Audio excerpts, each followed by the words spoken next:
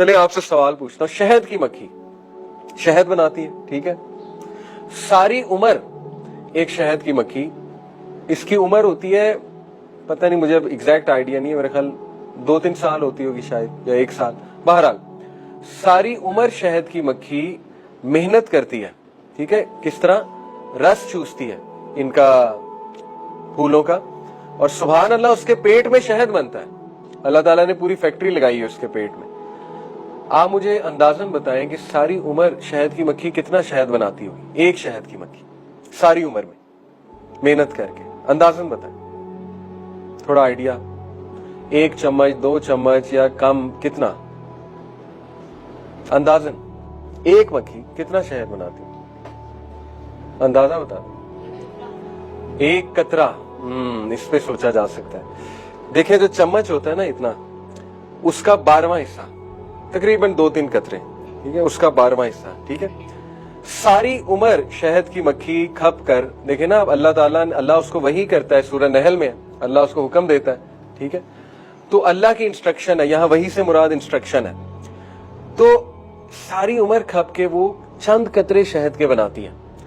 اب اس نے تو کبھی نہیں کہا کہ میں کیوں کروں, کیا فائدہ, 2-3 قطروں کا کیا فائدہ, ٹھیک ہے. اس نے تو کبھی نہیں کہا, شکایت نہیں کی. پاکستانی شہد کی مکھی ہوتی تو اس نے آنا ہی نہیں تھا کام پہ, ٹھیک ہے. اس نے کہنا تھا کیا فائدہ, لیٹ ہو جاؤ, ٹھیک ہے, میرے کرنے سے کیا ہوگا. لیکن شہد کی مکھی اللہ تعالیٰ ہمیں اس سے سکھا رہا ہے. ایویں سورت, اللہ نے اس کے نام پہ پوری سورت کا نام رکھ دیا, نحل. کوئی چھوٹی بات ہے؟ اللہ نے, دیکھیں نا, عنکبوت کس کو کہتے ہیں؟ اسپائڈر کو. نحل کہتے ہیں شہد کی مکھی کو, ٹھیک ہے. اسی طرح نمل کسے کہتے ہیں؟ چیونٹی کو. اللہ نے ایسے یہ کریڈٹ نہیں دیا ہوا ان مخلوقات کو. یہ کبھی آپ غور کریں, چیونٹی جو ہے اس کو کبھی آپ آبزرو کریں, چیونٹی کو. چیونٹی چل رہی ہو نا, اس کے آگے آپ ہاتھ رکھ دیں تو وہ رک جاتی ہے. کیا کرتی ہے؟ راستہ چینج کر لیتی ہے. اس کے آگے آپ بک رکھ دیں, وہ راستہ چینج کر لیتی ہے, وہ رکتی نہیں ہے. وہ یہ نہیں کہتی کہ بس اب رک جاؤ, زندگی ختم, ٹھیک ہے. وہ چلتی رہتی ہے, اپنی منزل کی طرف جاتی ہے. تو اللہ تعالیٰ ہمیں مثالیں دیتا ہے چیونٹی سے, ہمیں مثالیں دیتا ہے شہد کی مکھی سے کہ وہ تھک نہیں رہی, وہ شہد بنائے جا رہی ہے, وہ یہ نہیں سوچ رہی 2 قطروں سے کیا ہوگا. اس کے اب 2 آپ لیسنز لیں. کبھی بھی اچھا کام کرتے یہ نہ سوچیں کہ میرے کرنے سے کیا ہو جائے گا, سمجھ آ رہی؟